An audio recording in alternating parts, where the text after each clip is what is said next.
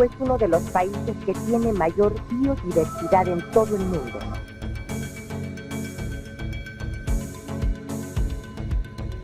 Una de las razones que contribuye a la biodiversidad de nuestro país es que está situado en la zona de contacto de las zonas biogeográficas neártica y neotropical.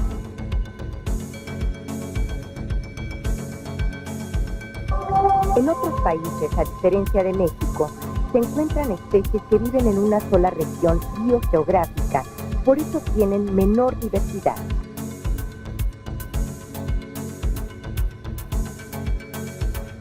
Otra razón que determina la biodiversidad de nuestro país es que su variada geografía genera ambientes en los cuales las especies se han adaptado a través del proceso evolutivo.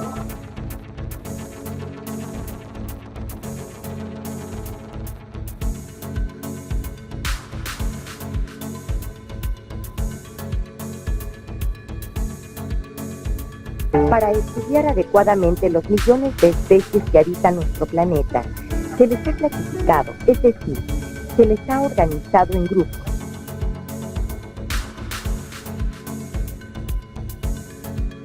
La clasificación de los organismos se basa en sus características externa e interna.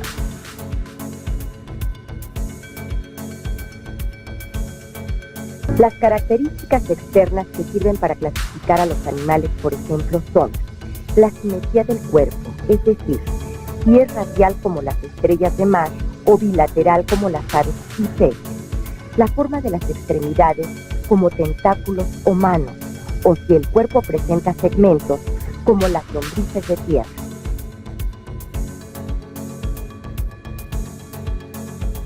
Entre las características internas están, por ejemplo, la forma y estructura del esqueleto, el tipo de sexo y las formas de reproducción y el desarrollo de los embriones o las larvas.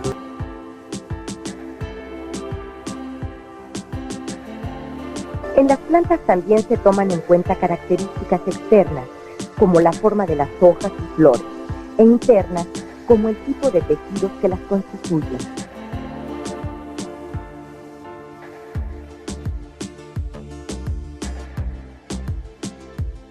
Estamos acostumbrados a reconocer dos grandes grupos de organismos, animales y plantas.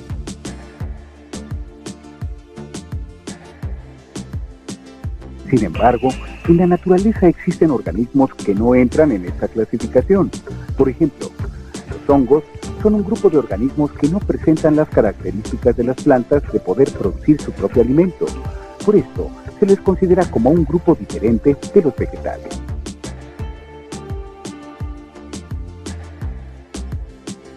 Otros organismos que no pueden ser clasificados ni como plantas, animales u hongos son todos aquellos cuyas células no tienen un núcleo definido. Las bacterias y las algas, cianofitas, poseen esta característica fundamental que las separa en un grupo diferente.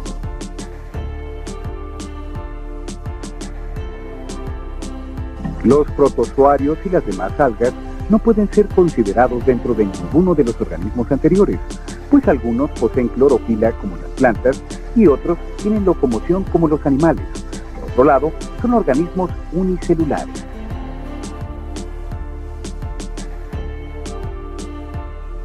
Por todo lo anterior, la clasificación de los organismos en plantas y animales resulta inadecuada y no tiene utilidad en la biología moderna.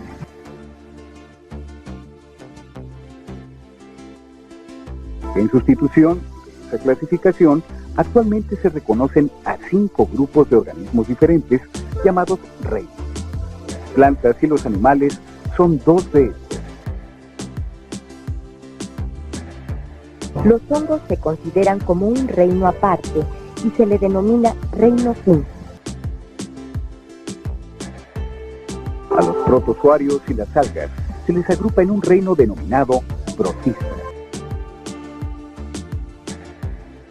Las bacterias y las algas cianofitas se les clasifica en otro reino aparte llamado monera.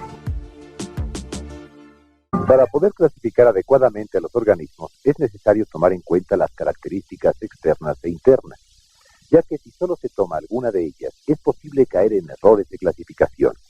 Esta tarea es laboriosa pero muy interesante, ya que se requiere de un estudio detallado de los organismos. En la biología se ha desarrollado una rama dedicada a este trabajo, la taxonomía. Vamos a conocer cómo los clasifica.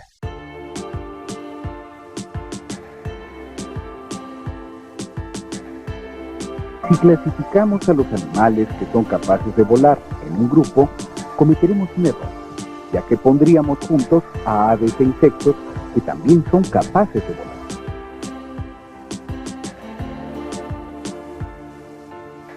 Estos animales deben estar clasificados en grupos separados, ya que no comparten otras características biológicas.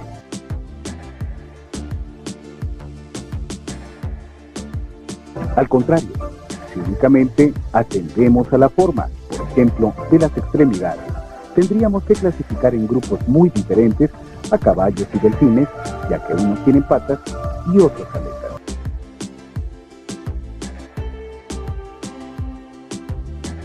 Sin embargo, estos animales comparten una característica básica.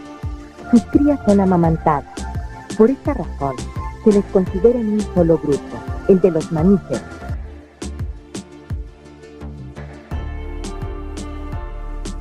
Al tomar en cuenta las características internas, se pueden encontrar similitudes o diferencias entre organismos. Así, por ejemplo, se observa que las patas de caballos y las aletas de delfines tienen un mismo origen en el embrión antes de nacer.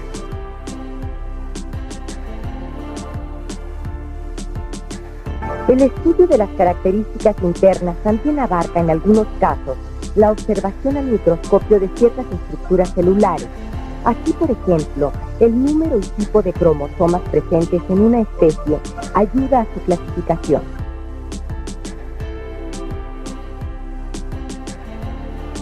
Uno de los aspectos que más ha ayudado a la clasificación de todos los organismos es el estudio de las relaciones evolutivas entre ellos, es decir, cuáles son los ancestros de cada especie.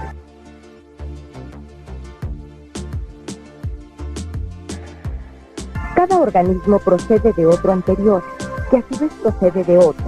Todo este proceso se ha generado desde el origen de la vida.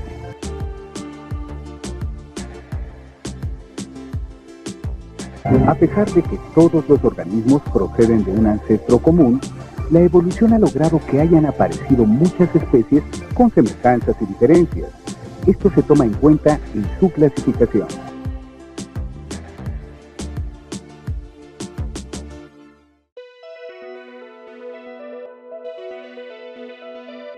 Desde tiempos remotos ha existido la necesidad de clasificar y nombrar a los seres vivos. Por ejemplo, Aristóteles clasificó a los animales en dos grupos, los que tenían sangre y los que no la tenían. Otras clasificaciones se hacían en base a la utilidad de las especies.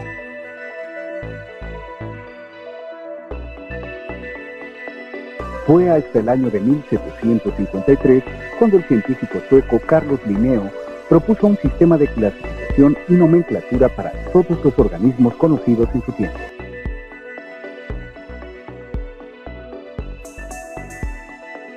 Linneo propuso que los organismos se clasificaran en varios niveles o categorías: especie, género, familia, orden, clase, división y reino. La especie es el nivel básico.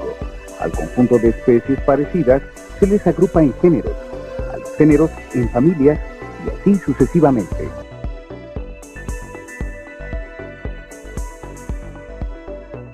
Carlos Linneo propuso este tipo de clasificación denominada natural, porque toma en cuenta las relaciones entre cada grupo de organismos.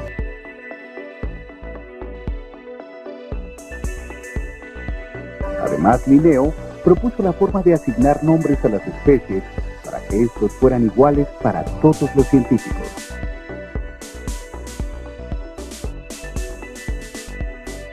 Linneo propuso un sistema de dos palabras para asignar los nombres. El primero es el del género al que pertenece y el segundo es el propio de la especie. A esto se le conoce como nombre científico y debe estar en latín o latinizado y escribirse en letras cursivas o subrayadas. El nombre científico del gato es Felis domesticus y los nombres científicos del tigre y del león pertenecen al mismo género, son Felis tigris y Felis leo, respectivamente. Las plantas también se nombran con el nombre del género y especie. Por ejemplo, el maíz es Phea mais, el arroz es Oryza sativa y el nombre del frijol es Phaseolus vulgaris. Los nombres científicos siempre se escriben subrayados o con letras cursivas y con mayúscula inicial el nombre del género.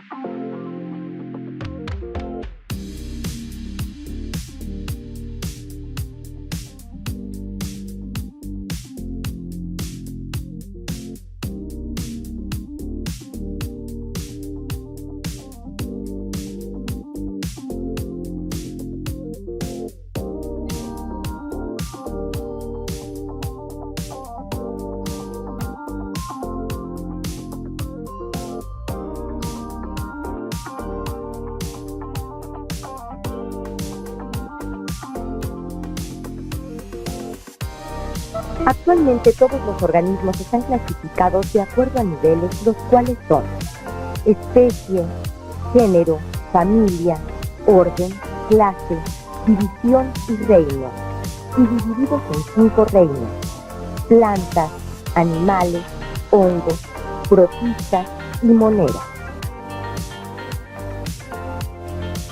Este sistema de clasificación fue propuesto por Carlos Linneo en 1753, y además definió un sistema de asignación de nombres a cada una de las especies.